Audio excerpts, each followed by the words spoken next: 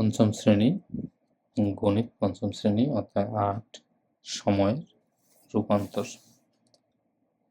Number ৭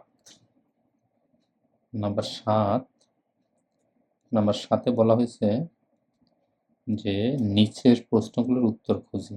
ধরি মাস ৩০ দিনে, তাহলে ১০ বছরকে দিনে প্রকাশ করি। ক ১০ বছরকে দিনে প্রকাশ করি, তাই না? ধরি মাস ৩০ দিনে, তাহলে মাস যদি ৩০ দিনে হয় তাহলে ১০ বছর সমান সমান ১ বছরে কত মাস? ১২ মাস। ১২ মাস সমান সমান ১ বছর। তাহলে আবার বলছে যে ধরতে বলছে, ধরি মাস ৩০ দিনে, তাহলে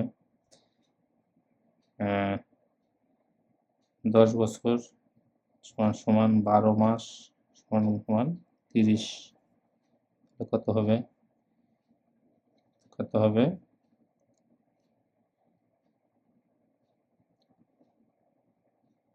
৩৬০ গুণ ১০ সমান সমান ৩৬০০ দিন, যেহেতু ৩০ দিনে বলছে এটা। কিন্তু এটা যদি মানে এটা না বলতো, ৩০ দিন যদি না বলতো তাহলে কি হইতো? তাহলে হইতো যে আমরা জানি ৩৬৫ দিনে ১ বছর, তাহলে ১০ বছর, তাহলে ১০ গুণ ৩৬৫, তাহলে হয়তো ৩৬৫০ দিন। যেহেতু এখানে ৩০ দিন ধরে নিতে বলছে, সেহেতু তোমাকে এইটাই করতে হবে। আর যদি না ধরতে বলতো তাহলে এটা করা যেত।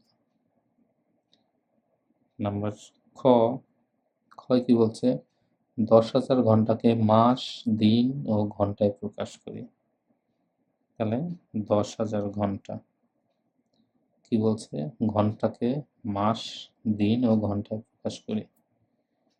তা প্রথমে আমরা কি জানি? আমরা জানি ২৪ ঘন্টা সমান ১ দিন। আবার তাহলে ১০,০০০কে যদি আমরা ২৪ দিয়ে ভাগ দিই তাহলে কি হয়? ১০,০০০কে ২৪ দিয়ে যদি আমরা ভাগ দিই তাহলে হবে ৪১,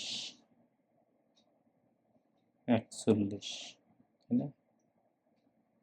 ৪০.৪১, ৪ এখানে যদি আমরা ৪ দেই ৯৬, থাকবে ৪ শূন্য, যাবে ১, ২৪, ১৬, তাহলে হবে ৪১ দিন আর ১৬